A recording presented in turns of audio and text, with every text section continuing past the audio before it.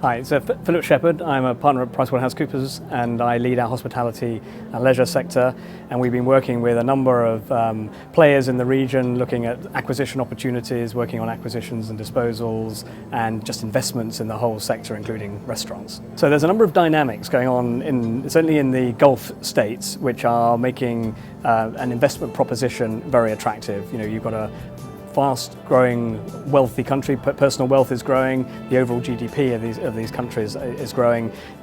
High growth in population, and within that population, you've got this sort of kind of bubble effect of people born 20 years ago who are now reaching that age where they've got high disposable income. You've got a very high proportion of people here relative to the world who like to eat out, and so the whole sort of combination is meaning that you've got a relative to many other markets, a fast-growing market. And we've forecast that for food service, for restaurant, for outdoor, for dining, you've got a growth of probably just over 7% a year. So it's going to grow by 50% over the next 5 years, which makes it very attractive.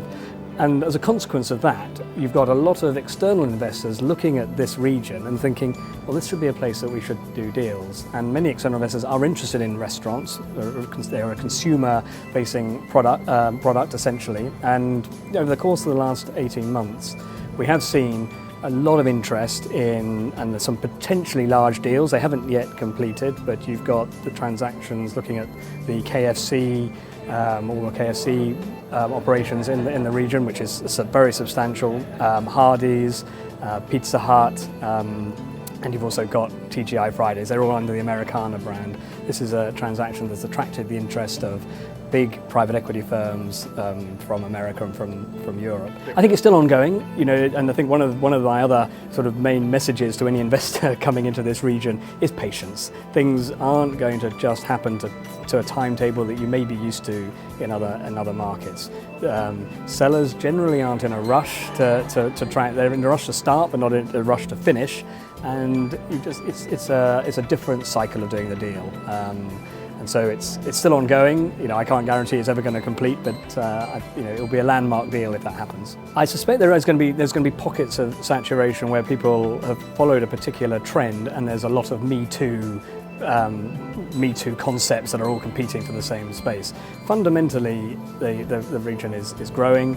There are, again, pockets in Dubai where, you know, the people all want to be in the same place, and there's probably saturation in that place. I mean, Dubai Mall is a good example that everyone wants to be there, but there's only so much space there, and it's very expensive to be there as well for a number of the operators.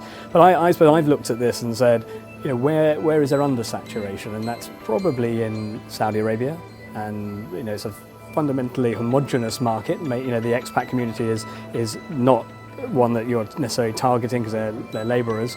Wealthy, relatively complex to enter, so it's not for the faint-hearted, but it's substantial. And I think that's where a lot of the growth opportunity would arise as well. I think it's a combination. I mean, Dubai looks to be geographically, it's a great location between this kind of Asia and Europe, so it's ideal to have something here. It's also got a perception. I mean, Dubai is sort of kind of on the global map now as a country, or the UAE that's exciting, growing fast, willing to take on a lot of these concepts. So it's ideal for this event to be here. I think it's also very important to have an event like this, because how else are you going to share what is kind of very rapid innovation that's going on we heard about what's going on in the US, what's going on in Europe, particularly in London. And I think there's a lot of opportunity here for this country or this region to not just sort of be slavish followers of what's going on in other markets, but start creating things itself. And I think for people who live here, we're looking for something that is also kind of indigenously grown rather than homegrown, rather than imported. I think the main one is, I mean, we've had lots of debate about getting decent sites here and how to do, if you're an international people coming, how to do business here.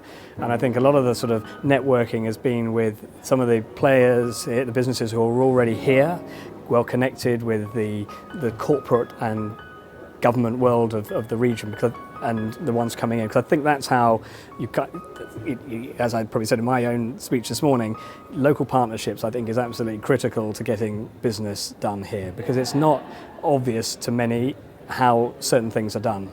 And so there's been a lot of conversation about that. We've also been, I think people are, because it's a fun industry, when people start presenting these new concepts, you begin to think, does that work? And I think one thing that hit me yesterday was the sushi rito, this burrito sushi mash, and I think there's a lot of that kind of generates excitement when people are talking.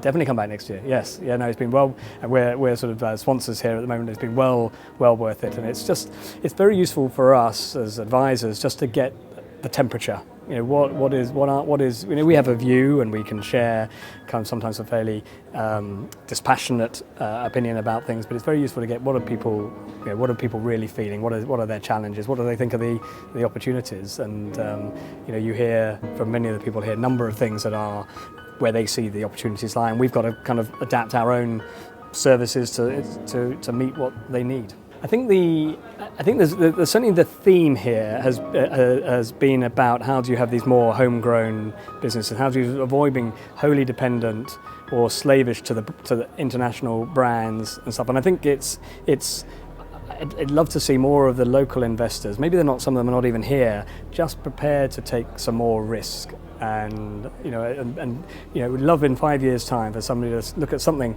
created in Dubai, exported to Moscow or whatever. I think that would be a great story rather than everything coming the other way around. And it feels like there is, we're at the foothills of this happening. There's a lot of talk about it, and it's a bit like in many other industries. That these countries need to have some more diversification of their own sectors, and I think it's happening. But that's what would be bold, as I suppose, is my kind of key message from